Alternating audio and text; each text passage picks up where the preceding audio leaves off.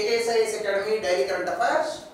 So ముందుగా నేను ఇచ్చినటువంటి క్వశ్చన్కి ఆన్సర్ వచ్చేసి పర్చేసింగ్ పవర్ ప్యారిటీ కరెక్ట్. ఈ రెండింటిని రివర్స్ చేశాను. రెసిషన్ ఇక్కడికి రావాలి. Reflation policies to pump up demand and thus boost the level of economy. A measure of the value of money that removes the effect of inflation. So actually గా ఈ రెండింటిని కొంచెం reverse చేసాం. So this is correct one. So answer వచ్చేసి only one అవుతుంది. ఇక ఈ రోజు టాపిక్ లోకి వెళ్ళే ముందు if you look at the announcement UPSC admissions 2026 అట్లాగే group 1 and group 2 admissions of both Telangana and Andhra Pradesh in both mediums Telugu and English. మీకు వివరాలు కావాలని అనుకుంటే కింద ఉన్నటువంటి నెంబర్కి కాల్ చేయండి దయచేసి. ఇక ఈరోజు టాపిక్ వచ్చేసి G20 report on global inequality. ఇది న్యూస్లో ఎందుకు ఉంది? సో ముందుగా G20 అనేటటువంటిది చాలా మంది 20 దేశాలని అనుకుంటారు. కాదు, 20 సమూహాలుగా లెక్కపెట్టారు. ఎంటిటీస్ అన్నారు. ఎందుకంటే ఇది 19 దేశాలు ప్లస్ యూరోపియన్ యూనియన్ ఉంటుంది. సో అయితే వీళ్ళు ఒక రిపోర్ట్ ఇచ్చారు. ఆ రిపోర్ట్ ఏంటంటే బేసికల్గా ప్రపంచంలో ఉన్నటువంటి దేశాలలో ఏ దేశాలలో ఆర్థిక అసమానతలు అనేటటువంటివి ఎక్కువ ఉన్నాయి. అంటే ఇప్పుడు ఆర్థిక అసమానతలు అంటే ఏంటి? ఇప్పుడు చాలా మంది భారతదేశం $4.2 ట్రిలియన్ ఆర్థిక వ్యవస్థ అని చెప్తూ ఉంటారు. కానీ తలసరి ఆదాయం చూస్తే $1,80,000 మాత్రమే ఉంటుంది. అంటే ఏంటి? ఒక వ్యక్తి 100 కోట్లు సంపాదించవచ్చు, మరొక వ్యక్తి 0 సంపాదించవచ్చు. సో వీళ్ళిద్దరికీ తలసరి ఆదాయం వేస్తే 50 కోట్లు వస్తుంది. కానీ దాని అర్థం 0 సంపాదించే వ్యక్తి నిజంగా 50 కోట్లు సంపాదిస్తున్నాడు అని కాదు. అది కేవలం ఒక ఆర్థిక వ్యవస్థలో కొన్ని గణాంకాల కోసం మాత్రమే చెప్తూ ఉంటారు. సో ఇలాంటి వాటిలో మనము సాధారణంగా ఏమవుతుందంటే కొంతమంది వ్యక్తుల చేతుల్లోనే ఎక్కువ సంపద ఉంటుందన్నమాట. సో ఇలా కొంతమంది వ్యక్తుల చేతుల్లో ఎక్కువ సంపద ఉంటే దీనివల్ల వచ్చేటటువంటి ఇబ్బంది ఏంటి అంటే అసమానతలు పెరుగుతాయి. అంటే రిచ్ వర్సెస్ పూర్, ఈ గ్యాప్ అనేది పెరుగుతుంది. ఇది ఏ దేశానికి ఏ ఆర్థిక వ్యవస్థకి కూడా మంచిది కాదు. సో రిపోర్ట్ కమిషన్ ఏంటంటే ఇక్కడ G20లో నోబెల్ లారెట్ ఒక ఆయన ఉన్నారు, ఆయన పేరు జోసెఫ్ స్టిగ్లిట్జ్.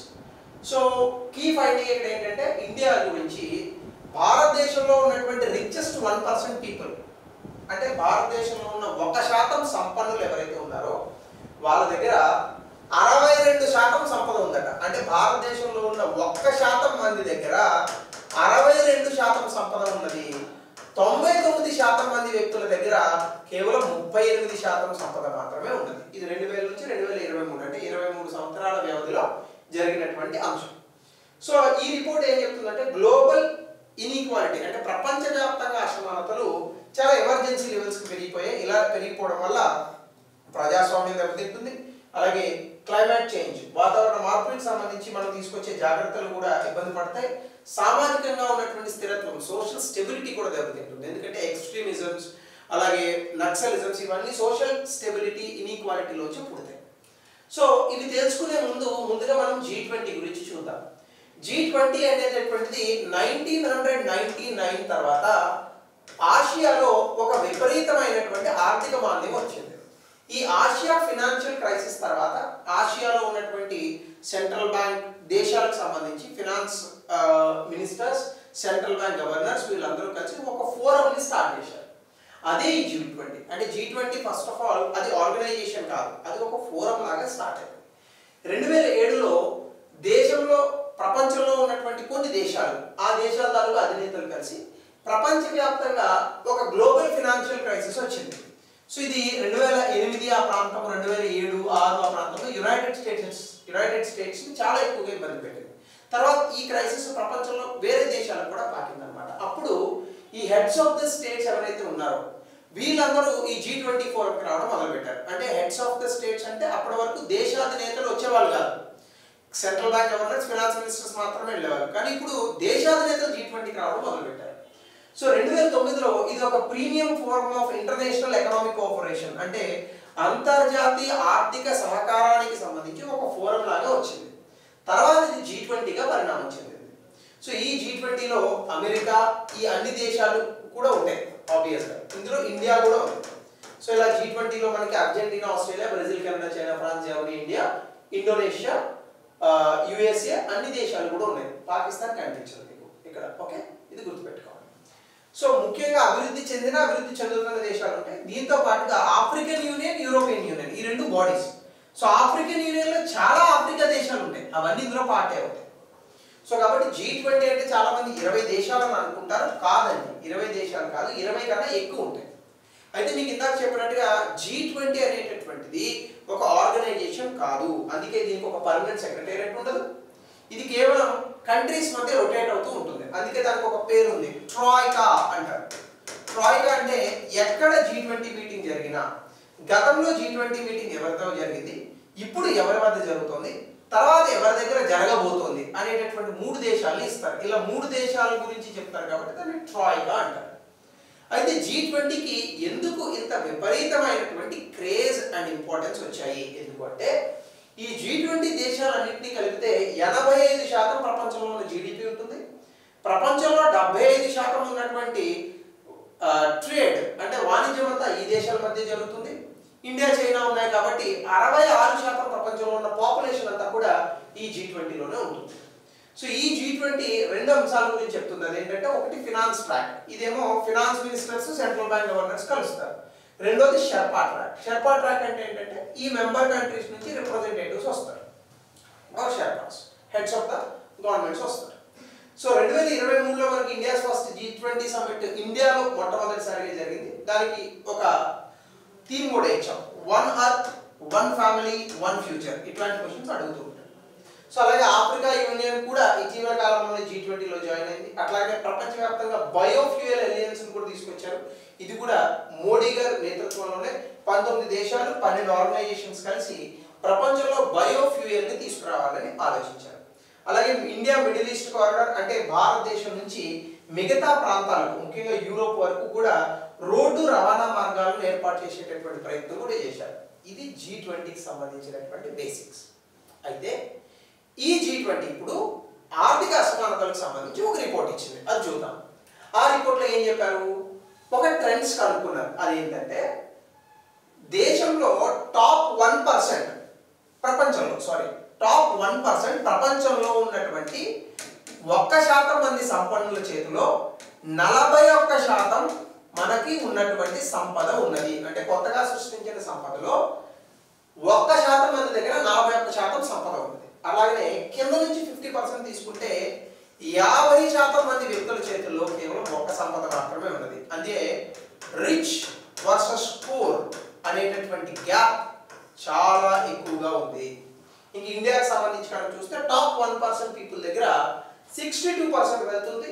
దీనివల్ల ఆర్థిక అసమానతలు భారతదేశంలో విపరీతంగా పెరుగుతున్నాయి. మనం ఎప్పుడు చెప్పేటటువంటి slogan, rich is getting richer, poor is getting poorer.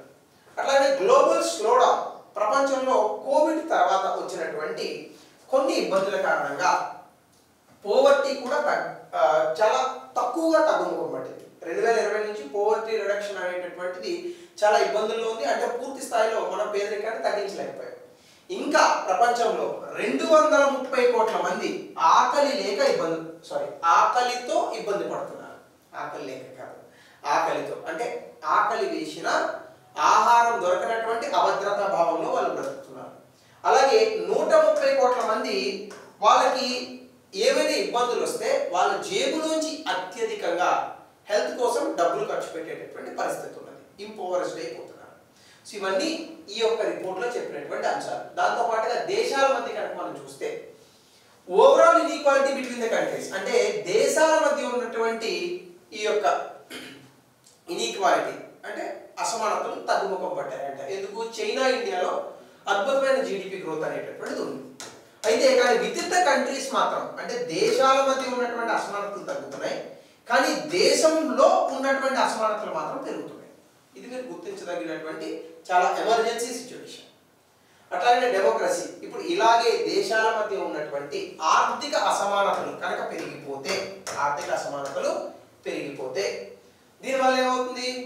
ప్రజాస్వామ్యం మీద ఉన్నటువంటి నమ్మకం చల్లగిలుతుంది. అందరూ కూడా ప్రజాస్వామ్యం వద్దు, వేరొక మెథడ్స్ తీసుకొద్దాం, తద్వారా ఎట్లా ఒకట్లా ఇన్ఈక్వాలిటీ నుంచి ఈక్వాలిటీ సాధించేటటువంటి దిశగా వైలెన్స్ కూడా తీసుకొచ్చేటటువంటి పరిస్థితులు వస్తాయి.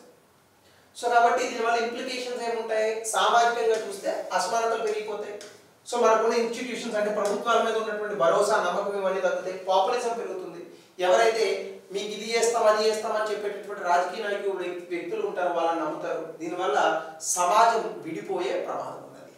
2, ఆర్థిక పరంగా కనుక మనం చూస్తే కొంతమంది వ్యక్తుల చేతుల్లోనే తక్కువగా డబ్బు ఉంటుంది, కొంతమంది వ్యక్తుల చేతుల్లో ఎక్కువగా డబ్బు ఉంటుంది. సో దీనివల్ల మనకి ఏమవుతుంది, డిమాండ్ రెస్ట్రిక్ట్ అవుతుంది. సో వ్యక్తుల చేతుల్లో క్యాపిటల్ ఫార్మేషన్ లేకపోవడం వల్ల ఇంక్లూజివ్ గ్రోత్ అంటే సమ్మిళిత వృద్ధి అనేటువంటి సన్నగిలుతుంది. దీనివల్ల డిమాండ్ తగ్గుతుంది, జీడిపి కూడా తగ్గుతుంది. సో సమ్మిళిత వృద్ధి ఉండాలి అంటే ఏంటి, ఒక దేశంలో జీడిపి వస్తే ఈ జీడిపి తాలూకా ఫలాలు వ్యక్తులు అందరికీ అందాలి, కేవలం కొద్ది మందికి మాత్రమే కాదు, అదానీస్కి అంబానీస్కి మాత్రమే కాదు, అట్టడుగు స్థాయి వర్గాల్లో ఉన్నటువంటి వ్యక్తులు కూడా ఆర్థిక పరమైనటువంటి భద్రత రావాలి. అట్లానే రాజకీయ పరంగా చూస్తే ఇప్పుడు ఏమవుతుంది, డబ్బు బాగా ఉన్న వాళ్ళు రాజకీయాల్లోకి వస్తారు. మీరు ఇప్పుడు చూడండి, భారతదేశంలోనే ఒక ఎమ్మెల్యే అవ్వాలంటే కనీసం 30 కోట్లు ఖర్చు పెట్టాలి, ఒక ఎంపీ అవ్వాలంటే కనీసం 100 కోట్లు ఖర్చు పెట్టే పరిస్థితి ఉందా? ఇవన్నీ ఓపెన్ సీక్రెట్స్, ఎవరికి తెలియనటువంటి విషయాలు ఇవన్నీ. ఎమ్మెల్యే అవ్వాలంటే ఇప్పుడు ఫర్ ఎగ్జాంపుల్ నాకు రాజకీయాల్లోకి వెళ్ళాలని ఉంటుంది. సో వెళ్తే నిలబడగలమా, అసలు మాట్లాడిస్తారా? వాళ్ళకున్న మీడియా సపోర్ట్, వాళ్ళకు ఉన్నటువంటి సోషల్ మీడియా సపోర్ట్, వీటి ముందు ఎంత మనము ఒక రోజులో మనకి ఏదో కూరలో కరివేపాకును తీసేసినట్టు పక్కకు పడేస్తారు.